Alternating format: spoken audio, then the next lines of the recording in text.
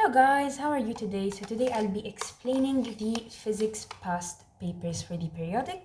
So we'll start with the first one, which is October-November 2021, and we have only question 9.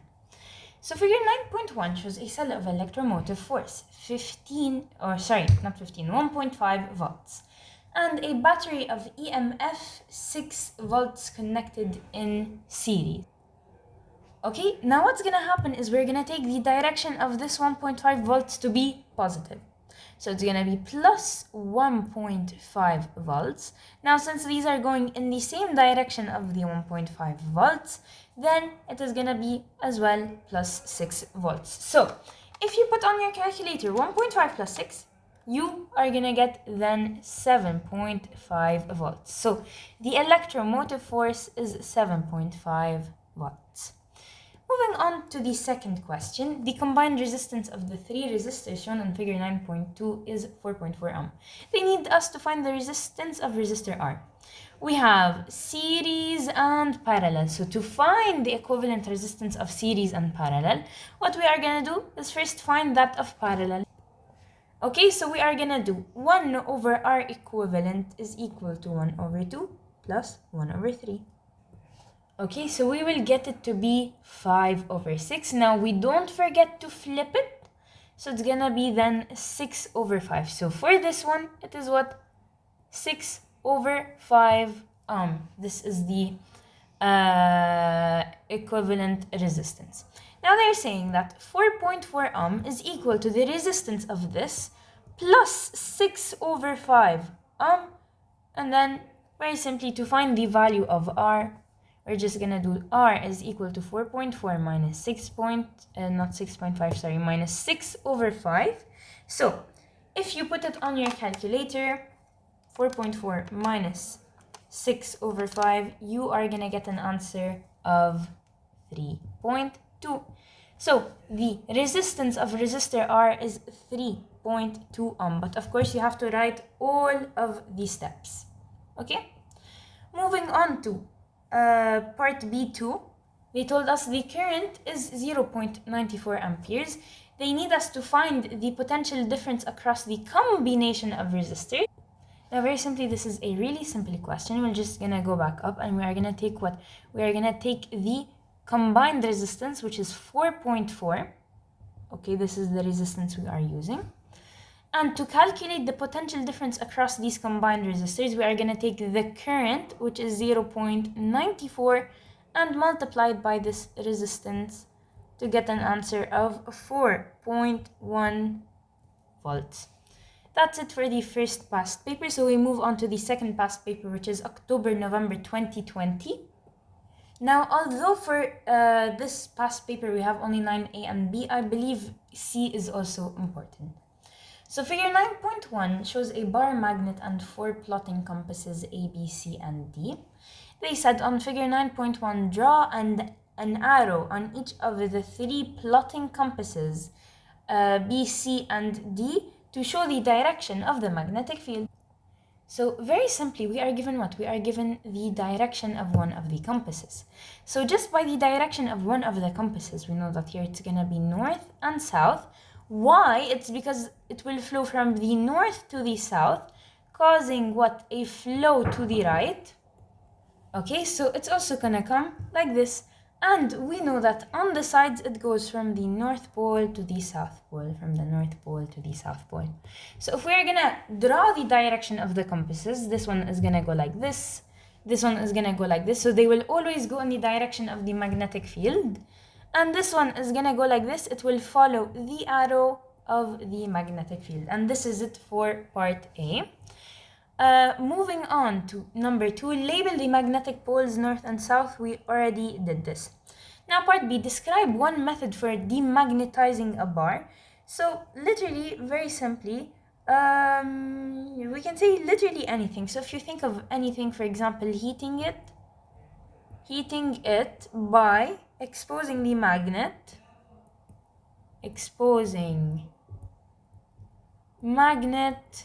to high temperatures. Okay, this is definitely a way. So now why I think part C is important is because it is actually like what we are taking. It's in our SDP quizzes. So 9.2 represents a current in a wire. The current is into the plane of the paper. Draw the pattern of the magnetic field produced around the wire. Show clearly the direction of the magnetic field. Now, very simply, what we are gonna do for this is we're gonna take our thumb. Okay, this is our thumb. Let me draw it a bit better. So this is our thumb. You are gonna put it on the dot. Then you are gonna turn your fingers, and as you see, your fingers or the tip of your fingers are gonna turn to this direction. And this direction is the clockwise direction. Okay, so for this one, I believe this is all we need to know. The other parts, we haven't taken them yet. So you only need to know that the direction is clockwise. And if you want to put the compasses, it is gonna be moving like this. So down, like this, and then up, and then like this. So they're never entering into the magnetic field, they're just surrounding it, and that's pretty much it. So number 2, the direction of the current in the wire is reversed. The magnitude of the current is unchanged. State the effect that reversing the current has on the magnetic field produced. Very simply, all you need to know is that reversing the current will reverse the magnetic field, whereas the magnitude stays the same. So the magnitude of the current is unchanged, so the magnitude of the magnetic field will stay the same, whereas its direction is gonna reverse. That's pretty much it for this. So we move on to the next past paper, which is October-November 2017. So here they need us to calculate the resistance of the circuit. Very simply, as you can see, it is connected in parallel, but inside of the parallel, we are given a series. So first thing, we're gonna calculate the one of the series. It's very simply 8 ohm plus 4 ohm, which is 12 ohm. And now we add them as a parallel. So very simply, what we could do is we could have their product over their sum. So 12 times 6 over 12 plus 6. And you will get an answer of 4 ohm. So this is it for part A. For part B, they need us to find the potential difference across the 8 ohm resistor. Very simply, to find the potential difference across the 8 ohm resistor, first thing we are gonna do is we are gonna find the potential difference, not the potential difference, the current in general. So we're gonna say the I general, it is equal to 24 volts divided by what? Divided by 4 ohms, because this is the general resistance. So 24 divided by 4, we will get a value of 6 amperes. Now 6 amperes is the general current. However, it is gonna split here. Now to find its value of here and here, very simply, what we are gonna do is we are gonna take the 24 volts, okay, and we are gonna find the current of this one over here. So this current, or the current of resistance 6, okay, is equal to 24 divided by 6, which is 4 amperes. So we know this one has 4 amperes, and we know that the total is 6 amperes. So very simply, the general one of this is gonna be 2 amperes. So the current that is passing through these two, both of them, is gonna be 2 amperes. Okay, and now to find the voltage that passes through this, you're very simply gonna do that I times R is equal to V. So 8 times 2 is equal to 16. So the voltage or potential difference across the 8 ohm resistor is 16 volts. So we move on to the next past paper, which is October-November 2016. So we have question number 9. They said the circuit consists of 3 resistors and 3 identical 1.5 voltage cells. They said state the total electromotive force on the 3 1.5 voltage cells. So we will take this as the positive direction, so 1.5 plus 1.5 plus 1.5. We will get a total electromotive force of 4.5 volts. So we move on to part B, the combined resistance of the resistors in parallel. They are talking about this. Very simply, what we are gonna do is we are gonna take their product, because they are only two. Okay, we are gonna take their product, so 60 times 30 divided by their sum, 60 plus 30. So if we do it on the calculator, we will get an answer of 20. So the combined resistance of the resistors in parallel is 20 ohm. Now moving on to part 2, they need the total resistance of the circuit. So we now know that this is instead 20 ohm.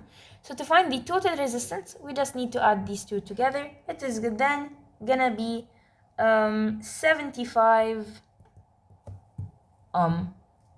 Okay, so this is then 75 ohm. Now the current in the 55 ohm resistor, very simply, to find the current in the 55 ohm resistor, we are going to take the electromotive force, or the voltage, which is 4.5, and we are going to divide it by, first of all, the total resistance of the circuit in general, which was 75. So 4.5 divided by 75 is 0.060 amperes. But now here's a small trick. We know that the current anywhere in series, so the current anywhere in series in the circuit is gonna be the same. So if we got it to be 0.06 amperes, then definitely for this one it is gonna be 0.060 amperes. So for part C, they said the currents in the 30 ohm and the 55 ohm and 60 ohm resistor are all different. They need us to state the resistance of the resistor in which the current is largest and smallest. So first of all, we know that for the 55 ohm, it has a current of 0.060 ampere. Then for the 60 ohm, okay, we can find its current by first finding the voltage of this. So to find the voltage of this, we are going to take the current, which is 0.060 amperes, and we are going to multiply it by the resistance, which is 55. So we will get that this has a voltage of 3.3. So that means the voltage for the 60 and 30 together is going to be 4.5 minus 3.3, which is then 1.2. So now both of them have a voltage of 1.2. To find the voltage of the 60, to find the current of the 60, it's gonna be the voltage 1.2 divided by the resistance, and the current of the 30 is gonna be the voltage 1.2 divided by the resistance. So 1.2 divided by 60 is 0.02. And then 1.2 divided by 30 is then 0.04. So by seeing our answers, we know that this one is the smallest and this one is the biggest. So the resistance of 55 ohm has the biggest resistance, whereas the resistance of 60 ohm has the smallest resistance. So we move on to the next past paper, which is May-June 2021. Okay, so in 7a, they said figure 7.1 shows two magnets and the gap between the north pole of one magnet and the south pole of another.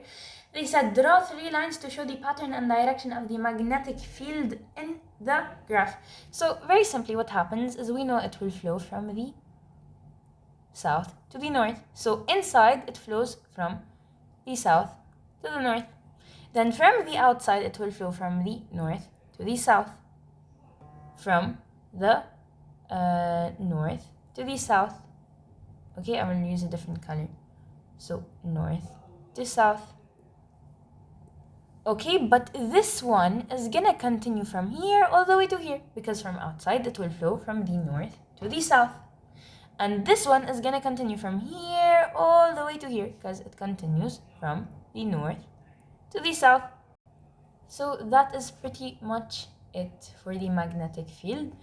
Now, figure 7.2 is a repeat of figure 7.1 showing the two magnets. Now on figure 7.2, draw the position of a plotting compass needle when it comes to rest in the gap between the North Pole and the South Pole. So let's say they put the plotting compass needle over here. Now what's gonna happen in this case is that the needle is gonna go like this. Why? Because it goes to the direction of how it is flowing, and we know it flows first of all from south to north, then outside from north to south, then inside from south to north. So the arrow is gonna be pointing to that direction. So now they said explain why the needle comes to rest in this position. It is because that the needle aligns with the force exerted on North Pole. That's pretty much it. Now describe a method of demagnetizing a magnet bar. As we said, you could either heat it, or you could not break it. You could knock it, you could tap it. I don't know what you could do. So the most common one is to heat it by exposing it to high temperatures. Okay, so we move on to the next past paper, which is the last past paper. It is May-June 2019.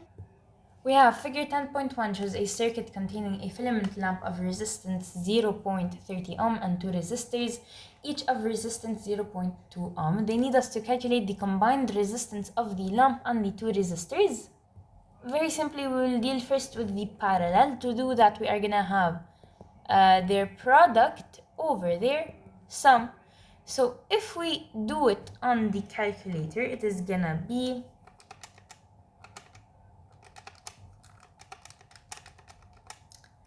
0.12.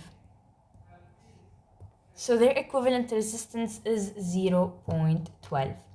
Now, this is 0.12. It is in series with this. We just add them. So it becomes 0.12 plus 0.2 to get an answer of 0.32. And now, the combined resistance of the lamp and two resistors is gonna be 0.32 ohm. Moving on to part B, the potential difference PD of the supply is increased so that the current in the lamp increases. We need to explain what happens to the resistance of the lamp. Very simply, the resistance will increase. So resistance increases. Why is that? Very simply, it's because that more current is flowing through the wires, causing more friction, in other terms, which leads to more heat. So you could say that the current, an increase in current will cause an increase in friction, which will cause an increase in heat, or very simply, you can just write that the heat increases. And that is it for this video. Thank you guys for watching. I hope you enjoyed and have a wonderful day.